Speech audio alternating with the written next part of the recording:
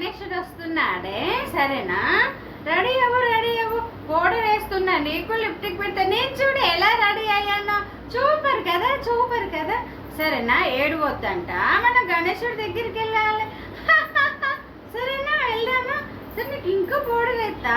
ఇక్కడైనా పౌడర్ అయినా చాలా చాలే పౌడర్ వేస్తా.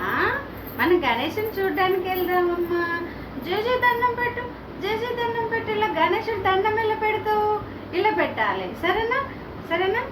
వెళ్దాము. చిన్న పాప. హాయ్